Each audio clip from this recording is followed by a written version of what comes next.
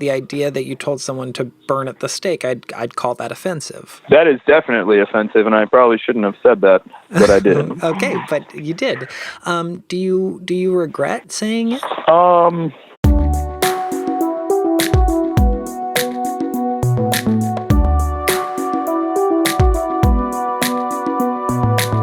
Hey, I'm Dylan Marron, and welcome back to Conversations with People Who Hate Me, the show where I take negative online conversations and move them from comment sections and inboxes to phone calls. Sometimes I have one-on-one conversations with people who have written negative things to or about me on the internet, and other times I connect two strangers who have engaged in their own online negativity. Today, I'll be connecting people. My first guest is Jaya, who wrote an essay about the American television show The Office, specifically questioning if the show holds up by today's standards. The essay was tweeted out, and in response, a man named Tom replied, "You should be burned at the stake for disrespecting The Office. Also, stop being a pussy. PC is for non-self-aware pussies." Okay, so first I'll talk one-on-one to Jaya, then I'll talk one-on-one to Tom, and then I'll connect the two of them to each other. Let's get started. Hi, Jaya. Hi, Dylan. How are you? Good. How are you? I'm good. So you're a writer. I am a writer. Tell me when that started. It's been around for a long time. Writing. I think, writing. the idea, art of writing. Got it. I really started realizing that this is what I wanted to do as a career toward the end of college. But at this point, I've been doing it for about a decade. So you write very publicly online. Mm-hmm. Yes, I do. And sometimes things you write online go viral. Yes, they do. So you recently wrote a piece critiquing the television show The Office. Yes, I did. What made you write that piece? So the piece was essentially looking back at The Office, from where we stand in 2018 and seeing how it feels. So I revisited it and sort of to my horror and disappointment, found that I had a really hard time finding it as funny as I did when I first watched it. And a lot of what The Office deals with is, this very bad boss, this boss who says a lot of racist, sexist things and thinks they're funny and sort of traumatizes his employees. And how does that look and how does that feel at a moment where we're all talking about workplace harassment and sexual harassment and, these things that have very real consequences. Have you ever been criticized for being too politically correct?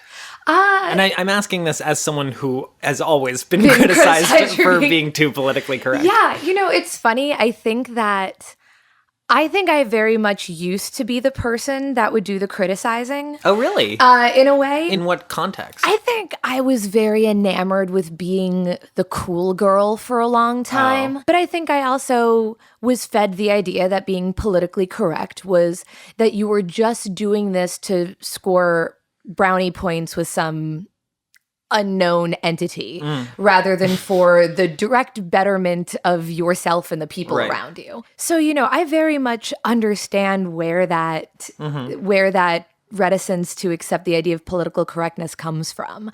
But since I have embraced being the social justice warrior and being that person, I have certainly been accused of being too politically correct on things. Right. Do you still love The Office? I don't think I will be able to give up The Office. I think that there are a lot of things in it that I really love. I think it might be a while before I sit down and watch it all again. But I still think that there are so many good performances in The Office. I think there are so many good jokes in The Office. I by no means want everyone to just completely wash their hands of it and think that this was, it's wholly bad and we can just never talk about it again. I just think it's always useful to look at the art that we love and think about why we love it and what are some difficult things in it. But, you're still allowed to love it. Well, I was just going to ask, do you think that by critiquing a piece of art, a television show, a movie, a book, that you're taking away from it? No. I don't think that critiquing something means you can't appreciate it or enjoy it or be a fan of it. Mm-hmm. I think this is all all part of being a fan and all part of being somebody who enjoys various forms of art.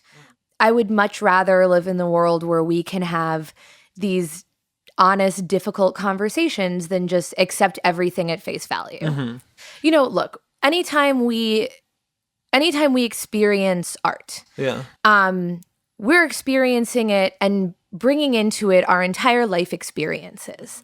I can't watch The Office as not a woman. I can't watch The Office as not a person of Indian heritage when I watch Michael Scott, make racist remarks to Kelly. Mm-hmm. I can't not be an Indian woman when that happens.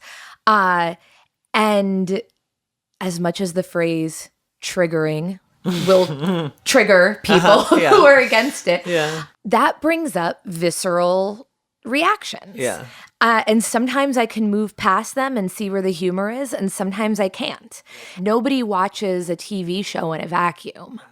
And because of that, everybody is going to have their own experience. And that's why I can't get mad if someone criticizes it, because someone else is going to watch The Office with their own context, and it's going to bring up their own feelings to it that are going to be completely different than mine. And I'll never experience that, and they'll never experience the way I watch it. Yeah.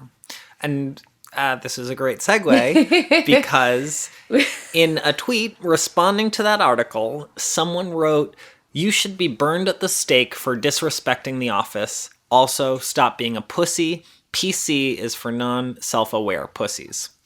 So how does it feel to see a response like that to your As piece? a non-self-aware pussy. As a non-self-aware pussy, yeah. I've certainly had people get mad at me online before about various things, and sometimes it hits very personally. If this were in response to an article I maybe wrote, to more of a personal essay that I wrote about my experience, I think I would have been a lot more upset or a lot more traumatized by it. But the fact that it was about The Office, I think let me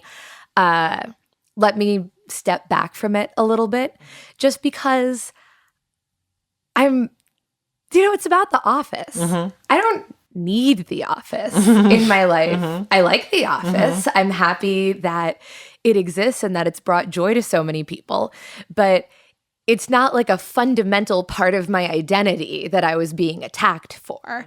And so I was more just curious about what makes somebody love a piece of art so much that this is the sort of vitriol that they're gonna go after someone who gives it, in my opinion, it was a mild critique. Mm-hmm.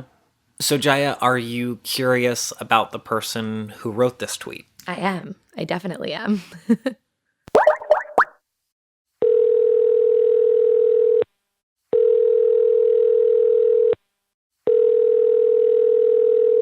Hello? Hey, is this Tom? Yes, it is. Let me get outside and hear me a little better. My friend needs his quiet in here. He's playing a very intense new video game. Okay, great. I support that. Okay. All right. Okay. Can you hear me okay? I can hear you great. This is perfect. All right. So, Tom, how is your day going? Let's just start there. It's going pretty well. A bit of a late night, and it's raining now, but everything is all better now. I've had my coffee. So, well, congratulations. Yeah. You're living the life. Yes. Okay, let's start here. So, only in as many details as you're comfortable sharing, tell me about you. Okay. Geez, I don't even know where to start. I have a dog who I love very much, and her name is Athena, and she's a pit bull. Oh, love it. But she's awesome. She just wants cuddles. Yeah. Yeah, I just recently started playing basketball. I'm a little on the chubbier side, so I'd like to. It's a good way to lose weight. Pretty quiet, old school kind of guy. I like to read. I like a nice glass of scotch and a cigar. Oh, nice, fancy. I guess. So I'll bring it up. The tweet that we are here to discuss is that in response to someone's essay about the television show The Office, you wrote, "You should be burned at the stake for disrespecting The Office. Also, stop being a pussy. PC is for non-self-aware pussies." So, Tom, what inspired you to write that? The gentleman is saying that The Office is not. It's a dude, right? No, it's actually a woman. Okay. The woman is saying that The Office is not politically correct, and it doesn't really, I don't know, kind of like belong in this generation's TV sphere. And I'm the type of person that I don't really take offense to things. And I find that my life is a lot easier and less stressful that way. But The Office really had a way of bringing something out of me that's, I don't know, it gives you a warm and fuzzy on the inside. I'm not very good at all this Hallmark stuff. Yeah, so like what is it about The Office that gives you that warm feeling? It basically tracks these people for 10 years of their lives. And you see them grow for 10 years. And watching that show, honestly, it did a really big thing for me emotionally. And again, I'm not trying to get all Hallmark, but, it really did. It made me think about things a different way. I guess my feathers got a little ruffled when she wrote that article. Yeah, like I get the idea of being defensive about this thing that is near and dear to you, but at the same time, I also think that what you wrote is offensive, right? The idea that you told someone to burn at the stake, I'd call that offensive. That is definitely offensive, and I probably shouldn't have said that, but I did. Okay, but you did. Do you regret saying it? That's a tough question. Let me give you a two-part answer. I'll take it. Part A, no, because I'm very unapologetic, and I know full well that this is not the right way to conduct being a person. And I'm working on that in 2018. New year, new me. # bless up. Right. And here is side B of the vinyl. I do want to change as a person. Some people would describe me as a dick. So I'm really trying not to be a dick. And what I said earlier was being a dick. And I am sorry for being a dick. I shouldn't have been a dick. So why the hashtag New Year, New Me? It's a popular hashtag on Twitter. No, totally, but like why for you? Well, to be perfectly honest with you, I'm not a very open-minded person. I'm the kind of person that sees someone who is different than me, and I immediately kind of feel uncomfortable. In the spirit of full disclosure, that's been with people of different races, people of different creeds, people who are part of the lesbian, gay community. I know that it's LG. I don't know there's 4 letters, and I don't know what they are. LGBTQIA. Yeah. That part of the members of that community. And, from this span of a few months in particular, from being around all those different types of people and talking to them and learning their story, I almost feel kind of stupid that I've been this closed-minded all this time. I know, and I'm sure if you're comfortable with me talking about this, of course. You told me you were gay. Is it cool if we discuss that? Of course.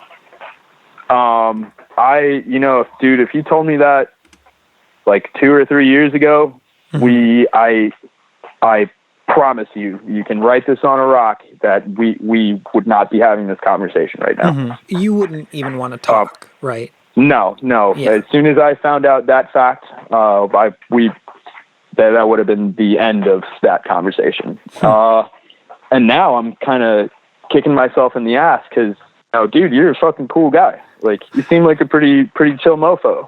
So chill mofo. I appreciate that. Yeah. And I wouldn't have even gotten the opportunity to do this. Honestly, this is cool as shit. I feel like a movie star right now. You are. Look at you. You're on the podcast radio waves.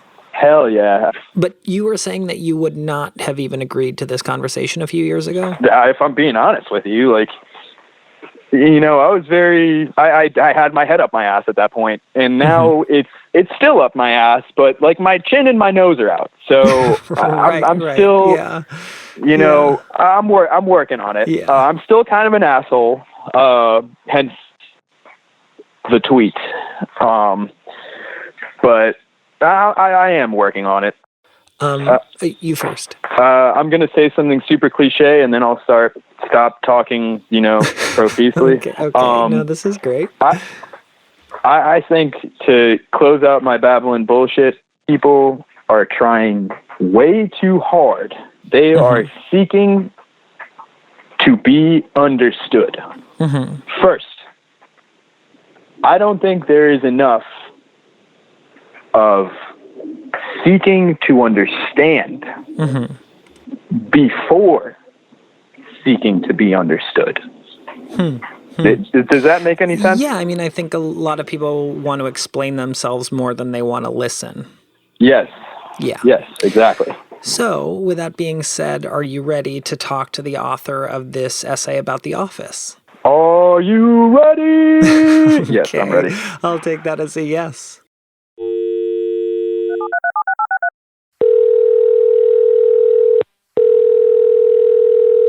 Hi, Tom. Hello, Jaya. I did not know your name. I'm sorry. It's a very pretty name. Stay right there. We'll be right back. Before we continue, I just want to say thanks for being here. Also, you can be on this show too. Has someone said something negative about you online, or maybe you've said something negative about someone else? Either way, after this episode is over, go to www.conversationswithpeoplewhohateme.com where you can fill out a guest form. And if you don't want to be on this show, that is totally cool. I appreciate you just the same. Maybe consider telling a friend about this show. Word of mouth has brought this podcast around the world, so your recommendation goes a long way. All right, let's get back to the conversation.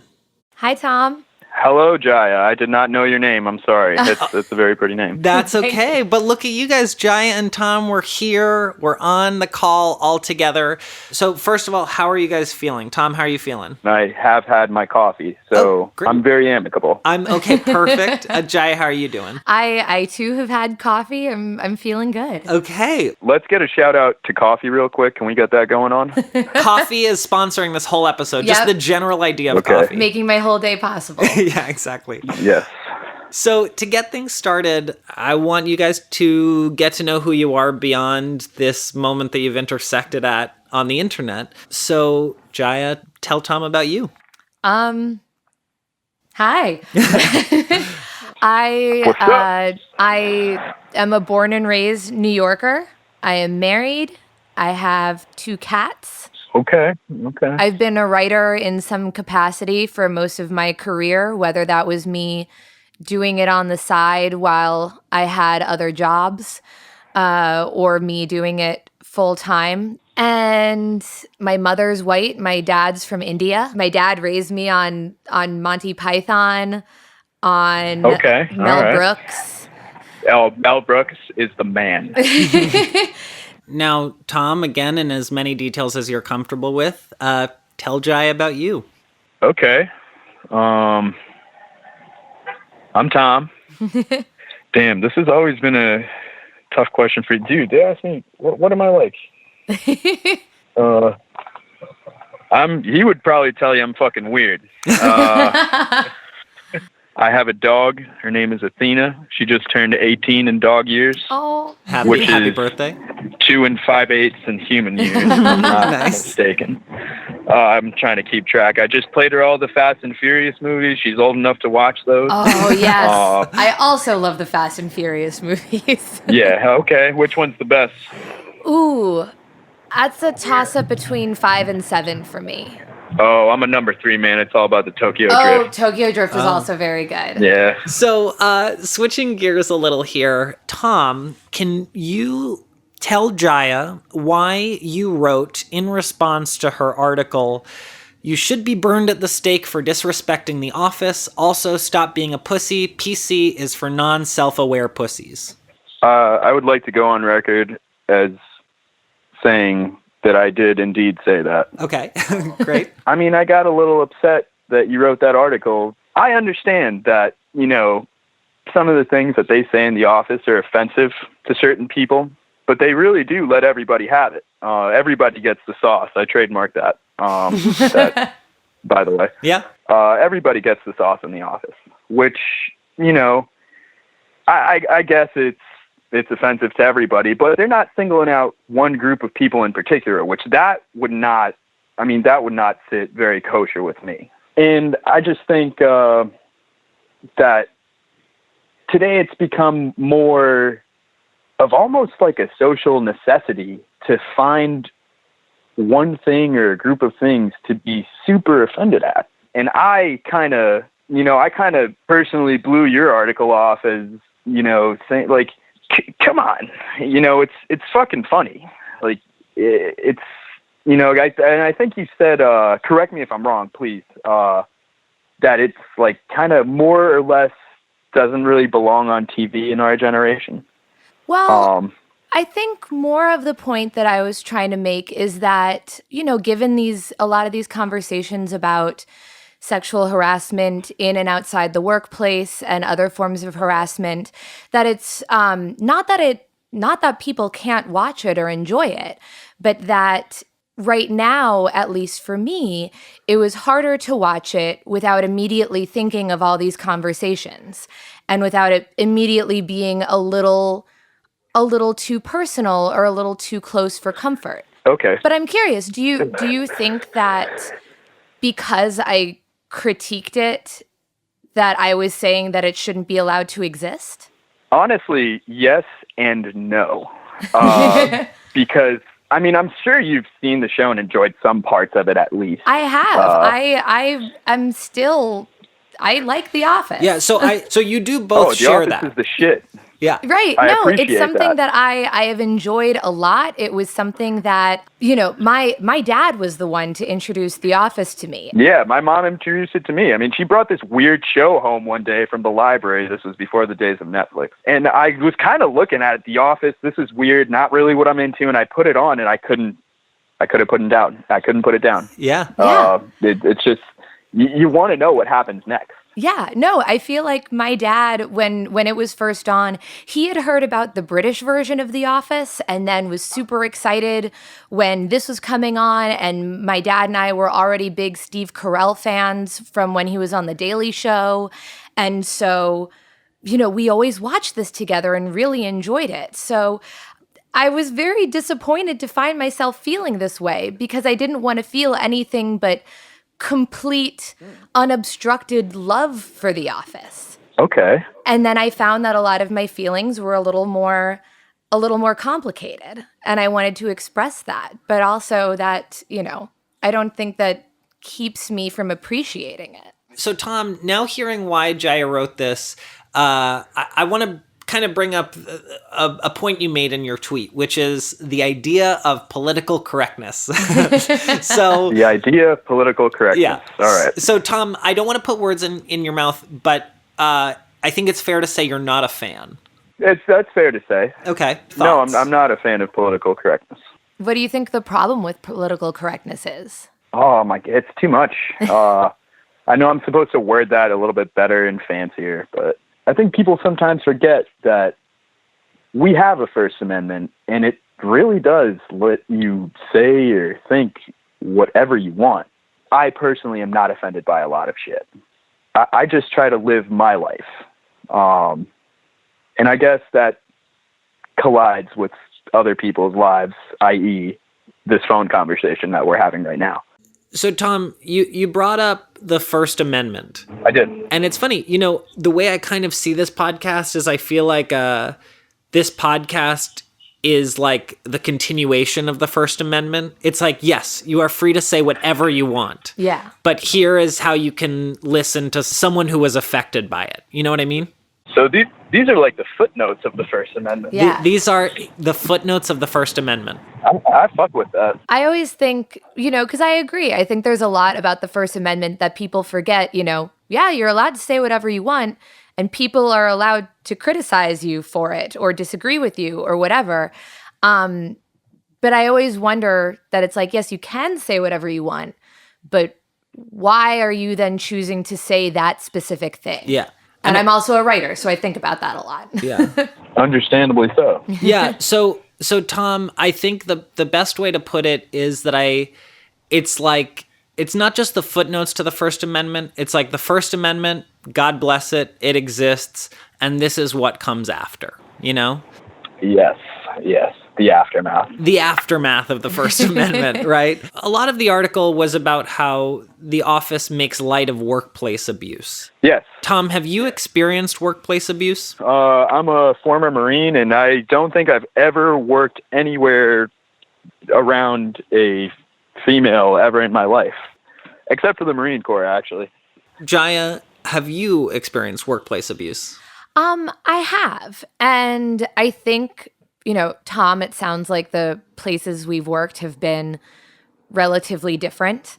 I definitely have worked around a lot of women.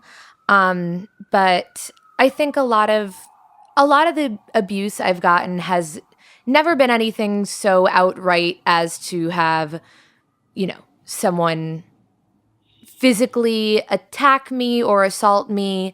Nobody. Well, that's good. I'm happy about that. Thank you. No one, explicitly refusing me promotions or opportunities because of my gender or my race. None of that. But there certainly has been comments about my body because I'm a woman. Comments about my race and my background that I'm pretty sure a white person wouldn't have gotten. And nothing so serious as to completely derail my career or even derail my day, but just stuff that over time piles up. And I notice more. And I notice that other people don't experience or get the same way, and I do. And then I noticed when other people get it worse than I do. So I think it's more just been something that, because of my experiences, I have been made aware of a lot more. Yeah. Well, that would make perfect sense. I have seen a little bit of it, I guess, but probably not nearly to the extent that you have. A lot of the guys that I work with are African American. I'm actually the only Caucasian man in the office. So I learned a lot of cool stuff. Started, looking more and more into like why, people of that are black people in particular are having, they're so upset now because of the way things are going in this country. Like, I'm starting to understand it a little bit more. I used to just write it off as like, oh, well, damn, they're just upset over nothing, I guess. But now it's not over nothing, This is interesting. If I can be so bold as to kind of identify the theme of this conversation. Ooh, shots fired. Shots fired. Shots fired. I think that I think the theme is essentially like, we are what we are exposed to. Jaya, you were talking about the comedy you were exposed to and how it influenced who you are as a person, who you are as a writer. Tom, you were talking about what kind of things you were exposed to, how you changed when you started working with mostly black people. So given that, this all started because of The Office. Now that you've talked to Jaya, do you see The Office differently at all? Or can you understand why someone might not see it the way you see it? I'm not going to stop thinking about it in the way I do, but I can definitely appreciate where you're coming from, because I didn't even think about, not being exposed to a workplace like that ever. I guess I didn't really put myself in your shoes. And you having those experiences and seeing them firsthand, I mean, that's alien to me, and I can definitely appreciate where you're coming from on the article. Well, Tom, thank you for also being so open-minded about this. I feel sort of the same way. I think that for anyone, it's very easy to get caught up in your own environment. If we're talking about being a product of our environments, most of our environments consist of a lot of people who think like us, look like us, have our same values. And even if we make a really big effort to try to expand our worldview beyond that, it's really hard. And sometimes you lose track of being able to do that. And I feel like for myself, it's a constant reminder not to get stuck in the bubble that I'm in. And so I feel like this has been really great because, Tom, obviously you and I come from pretty different backgrounds, but it's been a while since I think I've been able to have a conversation with somebody who comes from such a different place than me. And the fact that, and I get nervous about it sometimes, but I think the fact that this has gone really well and we hear each other and we understand each other, like it just feels so valuable. Yeah, I appreciate it too. I mean, when Dylan hit me up and said, yeah, "Hey man, you trying to back up what you said?" I was like, "Hell yeah, that's awesome. That is what people should be doing." You know, I don't know. The First Amendment's a great thing. Use it to its maximum potential, and that's what we're doing right now. Yeah. That's what we're doing. The aftermath. The aftermath of the First Amendment. I know we're closing this out, but Tom, since it's what brought us here, I have to ask, do you think Jaya should be burned at the stake? I, as an enterpriser person, do not endorse the burning of anyone at the stake. Because that is highly, highly illegal. It has been illegal for about 300 years. Yeah. So I meant that as like a witch reference. You know? Yeah. I get it. Yeah. So yeah. Or Joan of Arc, whoever you fucked with. Joan. But no, you shouldn't be burnt at the stake. You're a lovely woman. You're awesome. Thank you. And actually, I wanted to ask like a sub question. Please. Do you guys like sushi, both of you? Yeah. Sushi. Next time I'm in New York, I'm going to hit you up, Dylan. Yes. See if you want to get some sushi. And we better all get together. I would love that. I would love that. Okay, so we're going to get sushi. Hell yeah. That sounds great. All right. Well, this has been wonderful. I just have to ask, it's the title of the show. I'm 100% sure I know the answer. But this show is called Conversations with People Who Hate Me. Jaya, do you hate Tom? Not at all. And Tom, do you hate Jaya? Nah, I fuck with you. Okay, I was like, that was way too long. I was of a like, pause. oh god, Hold on. jeez, we're getting it. So I wanted to keep you guys in suspense. I know we felt in suspense. So Tom, thank you so much. Jaya, thank you so much. Thank you, Dylan. Thank you. I guess I will see you both on the internet. Yeah. All right, guys, be safe. Bye, Tom. See ya. Bye.